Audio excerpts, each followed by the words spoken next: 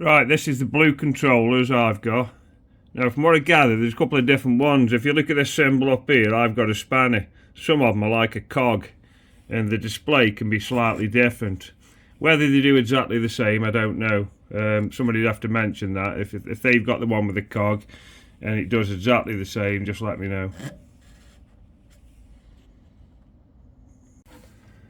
Pressing the OK button here just scrolls you through sort of the menu, and first of all you've got the time set on there. That tells you what temperature it currently is where you are. That is my hertz setting. So obviously I can scroll up them. That's the voltage. A lot of people say you should be above 12, but this has always worked on these kind of voltages. I've never messed with the settings on this. It's just standard settings, so that works for me. That's the alpine mode. That's supposedly, and I don't know if that's sort of accurate, tells me I'm 148 meters above sea level. And then that's error codes, which currently I've got no error codes. And then back to the time. This symbol here, some people get that a bit confused, you know, they say is it Wi-Fi, is it Bluetooth? Basically it's just to say is your controller. This controller here, which will go in a little plastic bag, which I'll be honest with you, I never use. It's just to say is that's connected to it. That's all that's about.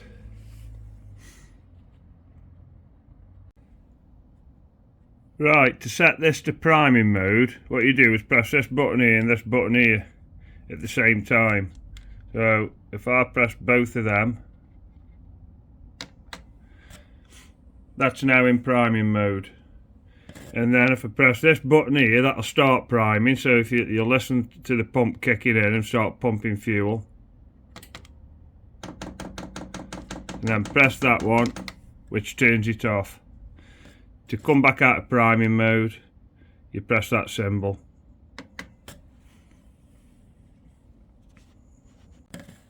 Right, to set the time, we press the spanner button. And let's say we want to set it to 2030. So we're using these buttons here to change them symbols. Each time you change the symbol, the flashing one, OK it. So we scroll through.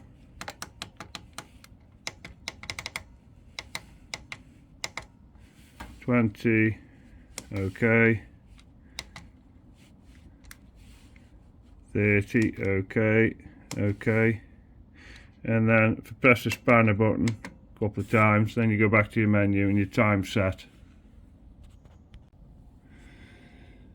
Now mine is always set to hertz mode.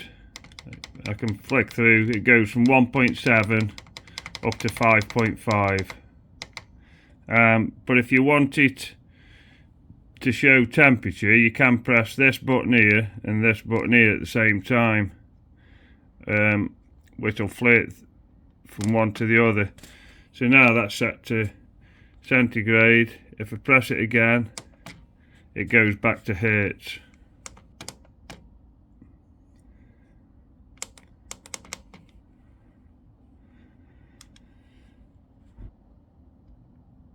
Centigrade, hertz, just like that.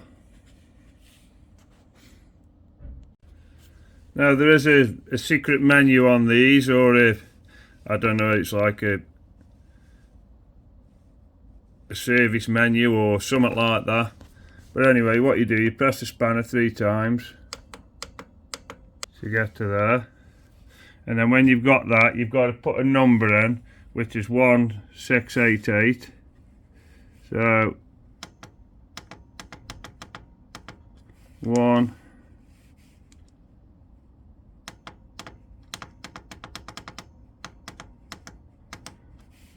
6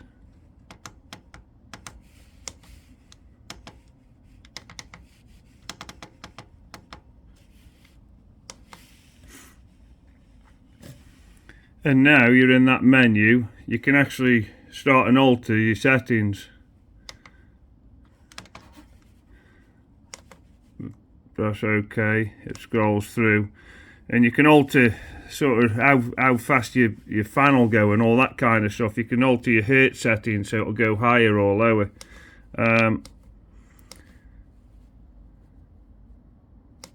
So I mean, I'll be honest with you, I haven't messed with anything. You can flick between 12 volt, 24 volt.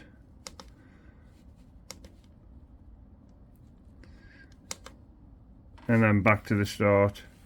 But I just keep mine at factory settings and don't bother mess with anything. And in the couple of years I've had it, I've never had a problem. So for me personally, I don't mess with it. Now to power these things up, you just press this button here, and you see the fan start whirring there.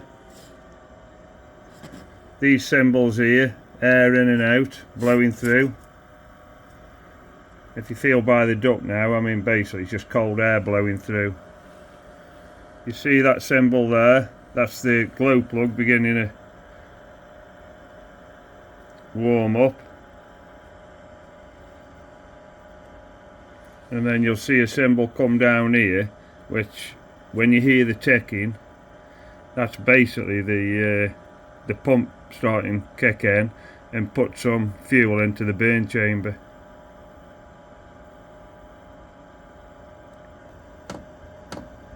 Right, now you can see this symbol's appeared here, and that's the pump fired in. You can hear it start to roar where the fuel is ignited, and it'll start and warm up now. It gets quicker and quicker at startup, and then when it's got up to temperature it'll start and slow down a little bit.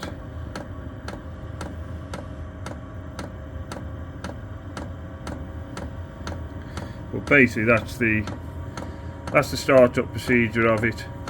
Once everything's up to temperature, that glow plug light will go out.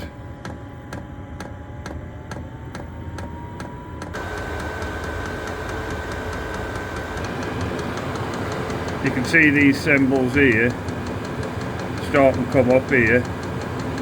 They get higher and higher as the unit's getting up to temperature. Another one just appeared there.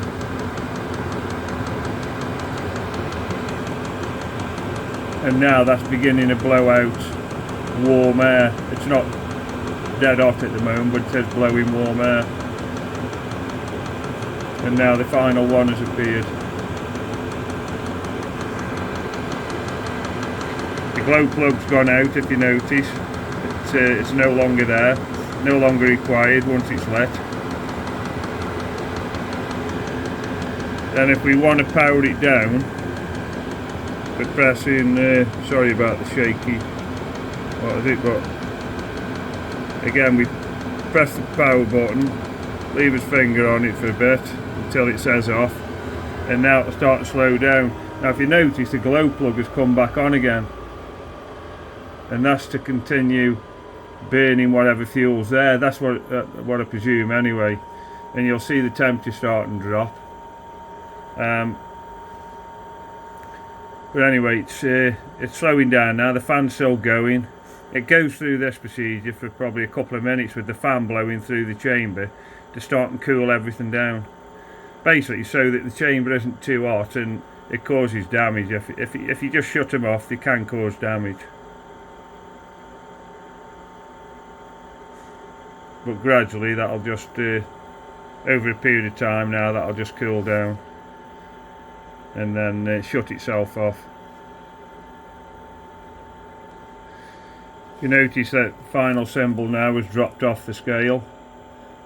That'll gradually go down and down and down as it cools down to the point where it'll switch off. A couple of more symbols dropped off as the temperature drops. It'll continue like that now until it finally shuts off, and that's it. Anyway, I hope this has been sort of helpful to somebody.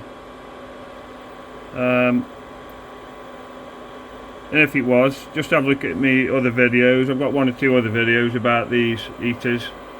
I'm no expert on these things, but hopefully the little bits I've learnt over the last couple of years, you know, can help somebody else. Because I know what I was like when I first had one, and I want to show what was going on with them. So gradually over a period of time you learn, and it helps people. Anyway, the unit's switched off now. It's obviously down to temperature, and it's happy shut off. So thanks again for watching, and like I say, if you can look at the other videos, that'd be great. And if you could subscribe to the channel, that'd be something else. And hopefully you'll tune in for my next one. Thanks a lot.